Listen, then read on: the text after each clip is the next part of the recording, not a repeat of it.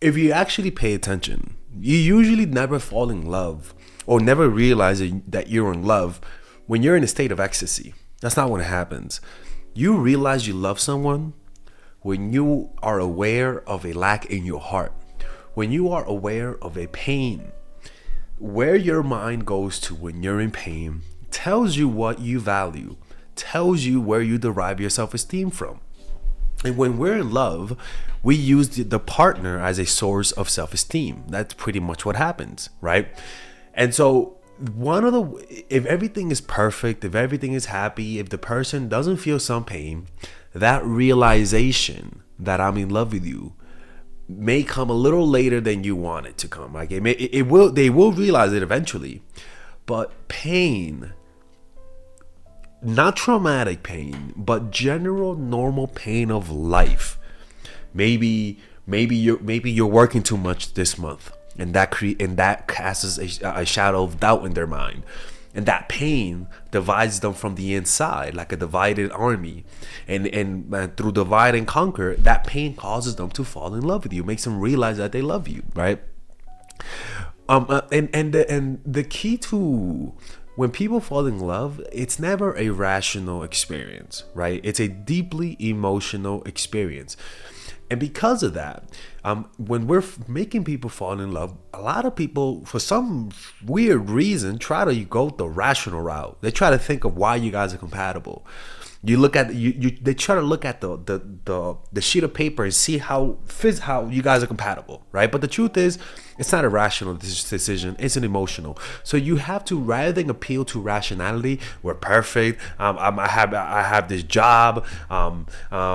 We both have the same religion. You have to appeal to their emotion, and the only way to do that is through pain and pleasure. Pain and pleasure is the quickest and most efficient way to appeal to a person's emotions, right? Why? Because the reason why pain, specifically pain, right? When we're in love, we fall back to being nice, right? And not being nice out of a desire to seduce the person. In other words, your niceness isn't niceness to enhance the experience for the other person. Your niceness is more so there because of fear of losing them, because of insecurity. Your niceness doesn't calibrate to what they're doing to you. You're not being nice because they've done good things. You're not being nice because of a reward. You're being nice because of an automatic response to feelings of insecurity and doubt. So you're really being self-absorbed, and you're never really giving people that peak seductive experience that we all want in daily life, right?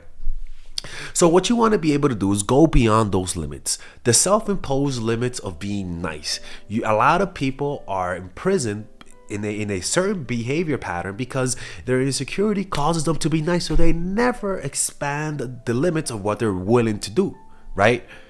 So because of that, what you want to be able to do is open the options of inflicting pain, because those valves, people crave it. You see, I make this video and a lot of you guys are watching and your heads are being twisted around like The Exorcist, right? The reason why a lot of people find this uncomfortable when they hear this is because they just don't know human nature. People just don't understand that this is what people really want, because the pain you inflict on them makes them feel alive. People rather feel pain than feel nothing, because the pain that you give people will always be in equal proportions with the pleasures they experience once they finally have you. It's not evil. As long as you're not really out here with sadistic desires and hurting people, this is a very normal part. Parents use pain to punish their children and to create deeper bonds. Like, I'm gonna tell you about the Napoleonic method, right? One of the things that Napoleon did, that made him such a good general, and is that he's able to make his troops want to please him. But how do you do that? Because when Napoleon became a general, Not when Napoleon first went into battle, people didn't respect him because he was short, and they didn't know what to do with him because like this guy's really gonna save us, this dude, right? But what he did is that he used what I call the Napoleonic method, which is a mix of harshness and niceness, right? What he did, this is how it's done. You build a bond with your troops, right? And the way that Napoleon built a bond with their troops was by making sure that his troops saw him making a sacrifice in battle. In other words, he always led from the front. He didn't lead from behind. He put himself in danger, as said, and looked at his troops, gave a motivational speech, and was the first one to rush ahead. When people saw that when his troops saw that, they were like, okay, this motherfucker has balls of steel. They gained respect for him, right? So from that, he built a bond. But then, after he built a bond, he held himself back, right? He held himself back and created a little emotional space. Warm but distant, right? That was his strategy, right? And what he made sure to do was this. He made sure to make punishment rare. So that's why this is not abusive. Punishment rare and rewards rare.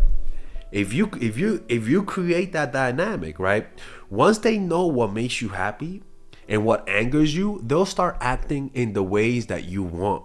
Make yourself hard to please and they'll work for you. This makes motivation a lot easier if you're like a boss, right? But as you guys can see, this is very similar to the lady that I used to work for. Her name was Georgina, right? I always talk about Georgina. And I will always respect her for the rest of my life simply because of her character. And what she did exactly this. She was rarely she was not shy with showing you when she was not happy with you. But at the same time, she was not shy to show you when you did good. But both of those things were rare. Well, for her, she looked mad more often than not, right? But because of her infrequent niceness, when she was nice, it lit you up from the inside, right? So that's why niceness blunts this, man. You have to. You have to be completely okay with causing this type of pain in people. You know what I'm saying? It's not being abusive, right? So, not that we understand that, right? So we want to be able to go beyond those limits, because if you inflict pain, right, what people don't understand is that people forgive. Like, people want to forgive you.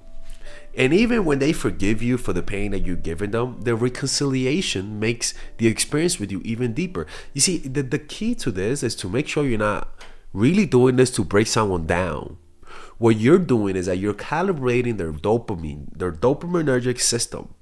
You're giving them lows and you're giving them highs. And you have to not feel guilty about this. People want this. Don't feel guilty. They want to feel that pain. It's like kids, right? Like, kids don't want to be punished, right? But ask any kid who doesn't get punished ask any kids whose parents don't really discipline them. What they'll tell you is that, yeah, I don't want to be punished, but I wish my parents sometimes punished me because it makes me respect them more. A lot of the times people put you in those precarious situations where you have to be aggressive, where you have to play a little dirty. And they're hoping that you do that so that they can respect you, because they're sensing that possibly you are weaker than you appear to be. They're sensing a weakness out of you. And so they do this in the hopes that you can stand up for them. In the hopes. So that's why people would start acting more difficult, or start maybe pulling away, because they're seeing, okay, let me see if this person is worth this shit.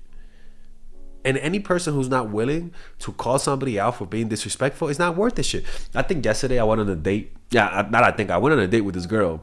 She was 30 minutes late and she told me she'll be there in 10 minutes and 20 minutes passed. And I was like, you know what? I'm leaving.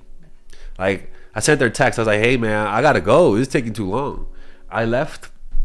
And 3 minutes later, she called me. She was like, hey, I'm here. And I'm like, bitch, I left. She's like, what? I was like, yeah, I didn't know you were coming. I thought you were canceling, you know? And I came back and she was apologetic. But that kind of stuff, right? it may not be much, right? Because I just left. It's no big deal. But the point is that when and when I came back, I wasn't mad. I was like, hey, nice to see you. I thought I got flaked out, man. Shit. Like I was like, man, you breaking my heart on the Saturday, right? I wasn't mad about it, but I'm trying to let her know, like, look, man, I like you, but this kind of stuff, you can't be doing that kind of stuff. You know what I'm saying? So why does this work? Why does inflicting pain work so well on people? Well, look, what you have to understand is that the way what ties people down, what prevents people connecting with you, is the connections that people have with the past, right? Past relationships. Maybe they're used to a certain type of person physically, or even the way that they behave. Maybe they're still in love with somebody in the past and you don't even know it. That's a joint that you have to break. Break that connection with the past. So before you do anything, before you show how much, before you try to get in a relationship, or even before you ask anything that's big, this sounds crazy, but you have to weaken them or even marinate them, per se, right? Or some people might say like lube it up, right? Like that's a horrible example, but you guys know what I'm saying. Weaken them emotionally, right? For example, one of the things about Hannibal, he was a military general, was that he always made sure to appeal to emotion. So for example, let's just say Hannibal wanted to tell you guys to fight harder, right? He didn't just tell you guys to fight harder. He first got you emotional. He first got you to go from one emotion to another. So he would maybe pay the war prisoners freedom if they fight to the death. So he first put on a show of fighting, right? So he got them emotional, right? And then after that, he put on another show of maybe a woman singing, right? Now it's the arts, right? So now he's controlling their emotions, from excitement to fun to death to singing. And then once he's able to move them up and down from different emotional ranges, then he communicates what he really wants, right? It's all so you first get them emotional through a pleasant experience, visual, physical, or even pain. And then once you get them to feel different emotions, right, then you can make the finishing blow. But you first weaken them by making them emotional, right? So you make them weak by creating internal division, right? So that internal division could either be doubt. Do they like me? Do they lose interest? Am I attractive enough? Am I good looking enough? Is she gonna leave me for him? Is Tyrone the personal trainer really a personal trainer? Is it really giving her a discount for the sake of discounts? Right? You divide them from the inside, because a divided leadership is always it's always weak. A divided leadership, no matter how many troops you have, I'd rather go with an army of 500 that has high morale and united with one leader than an army of 5,000 that has no united leadership. Right, so then you make them doubt themselves. You divide the ranks, divide their values by making them choose between their emotional appeal and rational value. I never text a girl twice. Or I never go back to somebody who cheats on me. I never triple text. You make them break those rules. But I'm seeing a girl that likes us, and she told me she doesn't double text. Yeah, she doesn't double text when she don't like you, ass. Make her break her rules. Divide her from the inside. Right? So so it's all about making them completely doubt themselves or hate themselves through hurting their ego and then rebuilding them, right? And this sounds evil, but what you have to understand is that when you fall in love with people, this happens. I'm just laying it out for you guys. It just sounds really evil. It really does. I get it. Like I'm reading this and I'm looking like, I'm like, is God gonna smite me for this? But it is true. When we have a relationship, when we're longing for a relationship, a lot of the times we just don't like the way we see ourselves. When we find someone, the process of falling in love puts you in such a vulnerable state that you almost break down. Right, you have moments where you just cannot control yourself, and so you rebuild yourself up by building a self-image of you and that person. This is what happens. I'm just teaching you guys how to speed it up. The problem with this is that this is so powerful that a lot of people use this to really break people down, to traumatize them. to completely make them lose their sense of self. This is not what I'm talking about. This rebuilding is a natural part. You divide them from the inside so that then they can become united and build a self-image of you and them. Like that's just how that works. And that's why breakups are so difficult, because you've identified so much being with this person because of pain and pleasure, that now you got to build up a new identity. Like this is just natural, people. So don't get mad at me. I did not make people. All right. And this is why pain is so important. And if you're Mr. Nice McGirt and you're like, oh, I don't want to do this, well, you suffer the consequences. Suffer the consequences, because you're limiting your options by not inflicting pain. Like it's almost like if you're really gonna think about giving your partner a great experience, like a great emotional experience, there has to be some pain. There's just too many examples that I can think of, but I'm just trying to help you guys. For the people who are moralizing this, don't be afraid of this. This is a very natural thing, and if you do this, you're gonna get more rewards than negatives. Okay. Anyways, hopefully you guys enjoyed this video. If you guys ever want to work with me one-on-one, go to mindfulattraction.org, click on the description down below, and I'll see you guys next time. There you guys can either check out, I'm actually going to be doing a book club video based on this today, Robert Greene book club, so go check it out and be aware that's going to be, I'm gonna do that by tonight, and I'll see you guys later. Bye-bye. All right, ladies and gentlemen, if you guys ever want to learn how to use your feminine energy to influence people, learn how to use your masculine energy to become more assertive, and also learn how to blend both energies to improve your dating life, your spiritual life, honestly, your relationship life, your family life, your career life, this is the course for you. If I had to make a course for my nieces, I have two nieces, one is 19 and one is 15. 16. Holy shit. Oh my God, he's a bad fucking uncle. He's a bad uncle. Get him. Shut up, Melissa. You should get this course, right? And this is the course that I will make for them. So, for example, watch the curriculum, right? In the first week, we're going to be showing you how to establish a strong masculine foundation without letting it hurt your feminine energy. This masculine foundation is a source of who you are, right? It's your bodyguard. Without this, whatever feminine energy you create will be destroyed by the outside, because your masculine is your shield. So we'll talk about goal setting. We'll talk about how to develop a serious attitude. We're going to be talking about how to use more logic, how to use more goal-oriented behavior. It's more how to be a man. Now the next one is how to embrace the feminine energy, right?